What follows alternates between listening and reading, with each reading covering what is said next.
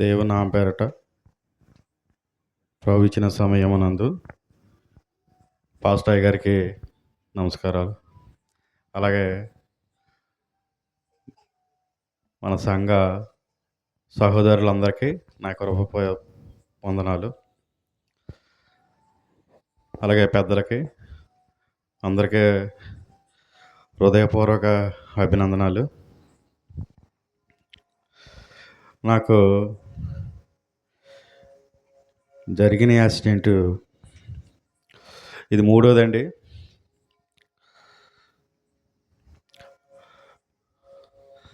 ఒకటి పేపర్ మిల్లో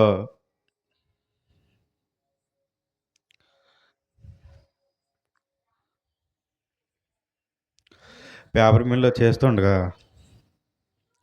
ఒకసారి మంటలు వ్యాపించాయి, షార్ట్ సర్క్యూట్ అయ్యి రూమ్ అంతా ఈతలు రావడానికి ప్లేస్ లేకపోతే చిన్న కిటికీలోంచి ఈతలు పడ్డాను. అది కూడా చాలా డేంజరస్. అది కూడా చాలా భయంకరమైంది, చాలా పెద్దది. నేను ఆల్రెడీ ఆ రోజు చనిపోయాను అనుకున్నారు. చాలా వరకు మాటలు రాలేదు. మొత్తానికి తోటి వాళ్ళు అందరూ వచ్చి పరిచర్యలు చేయడం వల్ల అదొకటి, అలాగా హాస్పిటల్కి ట్రీట్మెంట్ చేయడం వల్ల లైన్ అయింది. రెండోది మీకు ఆల్రెడీ చెప్పాను, పవర్ దగ్గర ఉండగానే చెయ్యి వేస్తుంటే కింద నుంచి మా ఏఐ గారు పిలిచారు. ఓయ్ గంగబాబు అన్నాడు. ఇలాగ పక్కనే ఉంది, పక్కన ఫీడర్ ఆగి ఉంది, పక్కనేమో ఫీడరు రన్నింగ్లో ఉంది. దాని నెంబర్ తీయాలి, ఆ నెంబర్ పైకి పంపాలి, ఎస్సీ గారికి పంపాలి. అంటే దగ్గరికంటే వెళ్ళిపోతాం, పట్టుకోకూడదు, చూసుకోవాలి. అంటే కొంచెం చెయ్యి అలాగ వెళ్ళిపోయింది దగ్గరికి. ఆయన అప్పటిదాకా సెల చూసుకుంటున్నాడు కింద. అప్పుడు ఎలా చూసాడు ఓ అనగానే చేయాలి తీసి నా పక్క వెళ్ళిపోతున్నాను, దాని మీదకి వెళ్ళిపోయాను దగ్గరికి వెళ్ళిపోయాను ఆల్రెడీ. అలా ఎప్పుడైతే మనం చేసామో అప్పుడు చెమటకి వేసింది నాకు అంతండి. అయ్యో బాబు దీన్ని మర్చిపోయినట్టు పక్కనే అనేసి జస్ట్ అంత కాదు, ఒక అడుగు దూరంలో ఉండిపోయింది కరెంట్, అడుగు కొలత ఎత్తే. అలాగది అదొక అదృష్టం. మూడోది ఇప్పుడు జరిగిన యాక్సిడెంట్, ఇది కూడా మేజరే. ఇది ఒకసారి సడన్గా ఎలా పడిపో నాకే తెలదు. డ్యూటీకి బయలుదేరుతుంటే ఒకసారి నేను టైం కుదరక ఫాస్ట్గా వెళ్ళివాడిని, ఆ రోడ్డు మీద స్పీడ్గా వెళ్ళివాడిని ఒకసారి, కాదంటలేదు. కానీ ఆ టైంలో నేను స్లోగానే వెళ్ళాను. ఎందుకంటే ఇలా టర్నింగ్ ఉంటుంది, ఆ టర్నింగ్లో స్లోగా వెళ్ళకపోతే బండి టర్న్ అవ్వదు కదా. నా వెనకాల వచ్చేవాడు, నా ముందు వెళ్ళిపోడు, అలాగ ఆర్డర్లో వెళ్తుంటారు. ఆ టైం నా వెనకాల ఏం లేవు, జస్ట్ అంటే అంత దూరంలో ఉన్నాయి. నా వెనకాల పడిపోయేటప్పటికి నా వెనకాల లేవు, పడిపోయి లేపేటప్పటికి వచ్చి ఆగి ఉన్నాయి నా వెనకాల. ఎప్పుడైతే ఇలాగ తిరిగిందో అక్కడ కొత్త వేసుకుంటే చిన్న రాయి ఉండి ఎదర్ టైర్ స్కిడ్ అయిపోయి దబ్బమంట తాటిగా పడ్డట్టు ఇలా పక్కట్టుగా పడిపోవడం జరిగింది. పడిపోవడం ఒక ఎత్తు అయితే నాకు ఊపిరి లేదు. నిజానికి నేను బతకడం అక్కడే బతికాను, నేను ఇక్కడ కాదు. ఊపిరి లేకపోతే కొట్లాడేస్తున్నాను ఇలా ఇలా నోరు అలాగ అన్నా కానీ నువ్వు అలా ఊపిరి ఇలా ఎగేస్తే రిబ్స్, ఈ సైడ్ రిబ్స్ ఎప్పుడైతే బ్రోక్ అయ్యాయని మనకు తర్వాత తెలిసింది, కానీ అప్పుడు తెలదు కదా. ఆ సైడ్ రిబ్స్ ఎప్పుడైతే బ్రోక్ అయినాయో ఇంకా ఊపిరాడతాక ఇంకా అది అవకాశం నాకు ఇవ్వలేదు. కొట్టేసుకుంటున్నాను ఊపిరాడక. అక్కడ వచ్చేవాళ్ళు ఏమో వాటర్ తాగుతావా, ఇది అవుతావా అనేసి మనుషులు లేదేస్తున్నారు. ఊపిరాడతలేదు, ఇతను ఊపిరాడతలేదా ఏటనేసి వెంటనే నన్ను అలా పట్టుకుని చూస్తున్నారు తప్ప ఇంకొక 10 సెకండ్లు అయితే కనుక నేను అక్కడ చాలా కష్టంగా మనిషిలాగా ఉన్నట్టే కాదనిపించింది. భయం ఏంటో నాకు అప్పుడు తెలిసింది, మరణం కూడా దగ్గరికి వచ్చేసింది. నాకు అర్థమైపోయింది. 10 సెకండ్లు కరెక్ట్గా 10 సెకండ్లు ఎలాగొచ్చిందో ఇంత ఊపిరి వచ్చింది నాకు.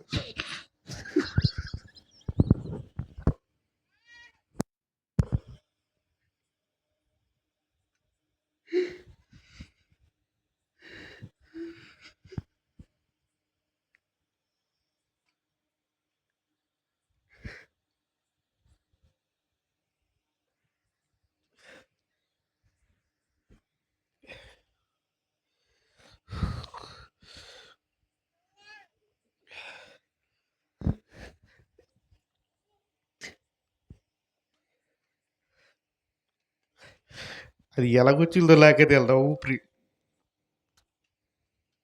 ఇప్పటికి అర్థం కాదు నాకు. ఎవరో గాలి ఊదినట్టు ఊతారు నాకు ఊపిరి.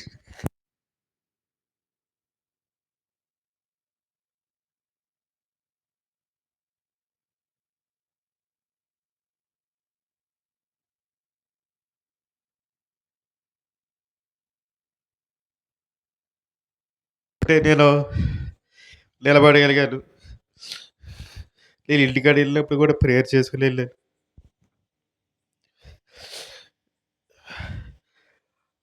ఆ ఊపిరి కొంచెం ఊపిరికి అలా వచ్చింది.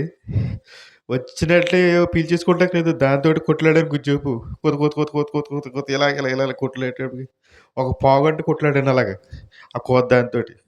అలా అలా అలా కోత ఫ్రీ అయింది. మళ్ళీ ఇంకా కొంచెంసేపటికి అలాగ అలాగ అలాగా పెద్దాపురం హాస్పిటల్‌కి 108కి ఫోన్ చేశారు. ఎవరో దారెంట వెళ్ళేవాళ్ళు. అక్కడికి వెళ్ళేటప్పటికి కోత ఫ్రీ అయింది. ఇలాగా ఆ పడిపోయేటప్పుడు కూడా నేను దేన్ని గుద్దలేదు. పోనీ సైడు పోనీ ఏదైనా తగిలి ఇలా పడిపోయినట్టకి లేదు. పోనీ ఎవడికోని పెట్టేసినట్టకి లేదు. నన్నెవడు గుద్దేవాడు లేడు. ఎందుకు జరిగిందో నాకు ఇప్పటికి తెలుస్తలేదది.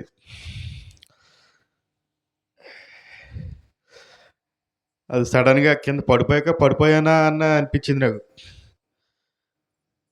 పడిపోయాక కూడా నేను ఏదో అయిపోయానండి. నా తిమ్మిరి మీద కూడా నా కళ్ళు వాలిపోయినియి. ఎలాగా కొంచెంసేపటికి ఊపిరి ఆడకపోవడంతోటి కొంచెం గిదాయించుకున్నాను. గిదాయించుకొని పడిపోవడానికి ఇంకో 10 సెకన్లు ఎంతో లేదు. నాకు అర్థమైపోయింది. నాకు సిట్యుయేషన్ అర్థమైపోయింది. గాలి లేదు పీల్చుకోవడానికి. సిట్యుయేషన్ అర్థమైపోయింది. ఇంక అంతే మన పని అనిపించిందింక. ఎలా వచ్చిందో గాలొచ్చింది కొంచెంసేపటికి. 10 సెకన్లంటే 10 నిమిషాలు కాదు. 10 సెకన్లు.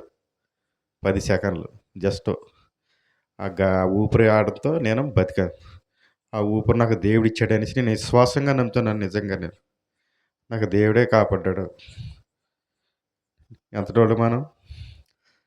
ఆ 10 సెకన్లు ఏం లేకపోతే ఏటి పరిస్థితి. నాకు దేవుడే ఆ ఊపిరి పోసాడు. ఆ ఊపిరి పోసింది ఎవరో కాదు దేవుడే పోసాడనేసి నేను పక్కాగా నమ్ముతున్నాను. నాకు జరగబోయే 3 యాక్సిడెంట్లు కూడా చాలా పెద్దయి. మరెందుకు తప్పిస్తున్నాడో దేవుడు నాకు అర్థమవుతలేదు. ఇంకెన్ని రాసున్నాయో మరి అలాగా.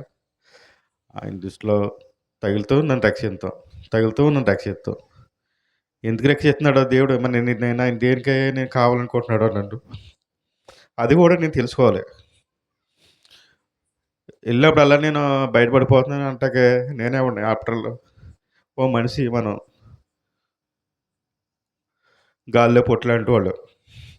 అలాంటి 3 అవకాశాల్లో నాకు దేవుడు ఇచ్చాడు నాకు. ఆ 3 అవకాశాలు కూడా నాకు ఎలాగ ఇస్తున్నాడేంటి దేవుడని నేను దాన్ని ఒకసారి దాన్ని పరిజ్ఞానం చేసుకోవాలి నేను. చేసుకుంటున్నాను కూడా ఆల్రెడీ. నాలో చిన్న చిన్న తప్పులుంటే గనక ఏవన్నా నేను కూడా సరి చేసుకోవాలి. అలాగే దేవుడికి లోబడి ఉంటాను నేను. ప్రతి విషయంలో కూడా చర్చ్‌లో ఉంటున్నాను ఇప్పటి వరకు. కొన్ని విషయాల్లో నేను రాలేకపోతున్నాను. డ్యూటీలకెళ్ళడం వల్ల. ఆ! కానీ కొన్ని విషయాల్లో నేను టచ్‌లో లేకపోతున్నాను.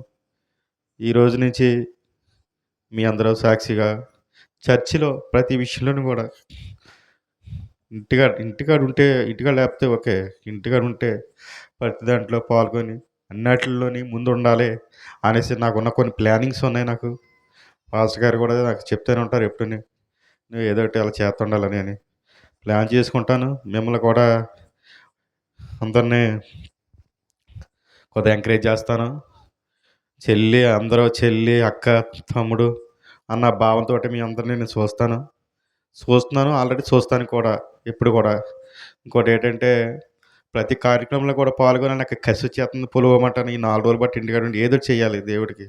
ఏదోటి, ఏదోటి మనం కార్యక్రమాల రూపంలో గాని, ఏమైనా సరే ప్రతి దాంట్లో పాల్గొని సువార్త చాటాలన్నది మనకి అది బైబిల్‌లో ఉంది కాబట్టి, ఆ రూపంలో మనం ఏదోటి చాటాలి, పాల్గొనాలి, అందరిని ఎంకరేజ్ చేయాలి. ప్రతి ఒక్కళ్ళని కూడా మనం ఒక మాటమంతిగా ఆళ్ళకి ఏ ఆపదొచ్చినా గాని అందులో పాల్గొనాలని ఎన్నెన్నో ఆలోచనలొచ్చేత్తన్నాయి నాకు.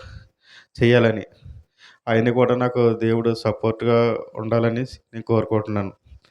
అలాగే మా కుటుంబాన్ని, మా ఫ్యామిలీని కూడా, అలాగే మా ఆవిడ లక్ష్మి గారు కూడా నా విషయంలో అంటే భార్యలు, భర్తలు చేస్తారు. కానీ అది వేరు. చాలా తోడ్పాటు, చాలా ధైర్యాన్నిచ్చింది. అన్నీ స్నానం ఏటి, మొత్తం మొహం ఎట్టి అన్నీ కడిగి, నన్ను బాత్రూమ్ తీసుకెళ్ళి ఫస్ట్‌లో వారం రోజులు కూడా అన్నీ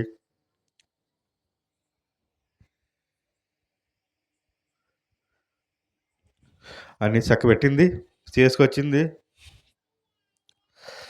అలాగే తను కూడా నేను బాధలో ఉండేటప్పుడు తను చాలా ధైర్యాన్నిచ్చింది. అలాగే మా పిల్లలు కూడా. అలాగే ఇంకోటి కోయటా నుంచి చాలామంది ఆళ్ళు నా పేర్లు తెలీదు. మనకి షర్మిల అన్న ఆవిడ ఒక్కరే తెలుసు ఆవిడ. ఆవిడ ద్వారా మొత్తం అంటే మీరు కూడా గ్రూప్‌లో చూసుంటారు. ఆళ్ళందరికీ కృతజ్ఞతలు మరొకసారి తెలియపరచుకుంటున్నాను. నా గురించి పేరు పేరు పేరు పేరు నా పేరు ఎత్తి దేవుని యొక్క సన్నిధిలో ఉంచి నా గురించి ప్రేయర్ చేసినందుకు చాలా నేను కృతజ్ఞతుడిని. చాలా అదృష్టవంతుడిని. దేవుడు సన్నిధిలో నా గురించి అలాగా ప్రార్థన చేయడం అన్నది మరి ఆళ్ళు ఎంతమందో 12 మందో, 15 మంది నా గురించి ప్రార్థన చేశారు. ఆళ్ళందరికీ మరొకసారి కృతజ్ఞతలు తెలియపరుచుకుంటాను. ముఖ్యంగా షర్మిల గారి ద్వారా వీళ్ళందరూ. వాళ్ళ ప్రార్థనలు కూడా నన్ను ఫలించాయి.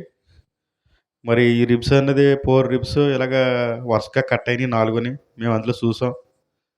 4 ఇలా ఉంటాయి కదా! ఈ 4 కూడా ఇలా సమానంగా కట్ అయినాయి. ఆ కట్ అయింది మరి ఇప్పుడు కొద్దిగా బానే ఉంది మరి ఏటన్నది చాలా మటుకు పర్లేదు. ఇంకా కొద్దిగా లైట్‌గా వస్తుంది. అది పెద్ద ఏం కాదు. మరి అది ఇంకా పూర్తిగా తగ్గాలంటే ఇంకా 2, 3 వారాలు అలాగే ఉంటదని అంటున్నారు. ప్రస్తుతానికైతే కొద్దిగా నిలబడేలాగా, కొద్దిగా అలాగ నడిచేలాగా బానే ఉంది. ఆ విషయంలోను కూడా నా గురించి, మా కుటుంబం గురించి ప్రార్థన చేయండి. అలాగే చర్చ్‌లో వాళ్ళందరూ కూడా వచ్చి, యూత్ పిల్లలందరూ వచ్చి నా గురించి ప్రేయర్ చేశారు.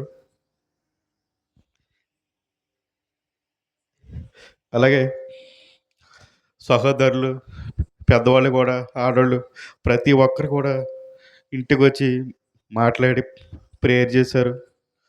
ఎలాగుంది బాబు అనేసి పెద్దోళ్ళు కూడా ప్రతి ఒక్కరు చర్చిలో వాళ్ళందరూ నన్ను పలకరించారు. మీ అందరికీ నేను కృతజ్ఞతలు తెలియపరుచుకుంటున్నానమ్మా అందరికీని. ప్రతి ఒక్కరు మీరందరూ ప్రేయర్ చేశారు. నన్ను పలకరించారు. మీ యొక్క దేవుని విశ్వాసంగా నమ్మి మీ హృదయాల్లో నన్ను ఇచ్చుకున్నారు కాబట్టి నేను ఎలాగ ఉన్నాననేసి నిజంగా విశ్వసిస్తున్నానమ్మా నేను. ఆ రకంగానే విశ్వసిస్తున్నాను మీ ప్రార్థనల వల్ల, మన పాస్టయ్య గారి ప్రార్థనల వల్ల, అలాగే కోయట నుంచి వాళ్ళు ప్రార్థన చేసే ప్రార్థనల వల్ల మొత్తం సంఘంలో ప్రతి ఒక్కరు నన్ను పలకరించిన బిడ్డ లేరు. ప్రతి బిడ్డ కూడా నన్ను పలకరించారు. ఒకళ్ళు తెలియకుండా ఒకళ్ళు, ఒకళ్ళు తెలియకుండా ఒకళ్ళు అలా బ్యాచ్‌లుగా వచ్చారు అందరూని. అందరూ కలిపి రాకపోయినా గానీ, ఎవరో రాలేనోళ్ళు ఎవరు లేరు. అందరూ వచ్చి ప్రేయర్ చేశారు. మీ అందరికీ కృతజ్ఞతలమ్మా. మీ అందరి ప్రార్థనల వల్లే నేను ఇలాగ ఉన్నాను. అలాగే మళ్ళీ నెక్స్టు ఇప్పటికే నెల అయిపోయింది. ఆళ్ళు కూడా మా ఏఈ గారు కూడా పరిస్థితిని బట్టి కొన్ని సెలవులు ఇచ్చారు ఆళ్ళు గూడాని.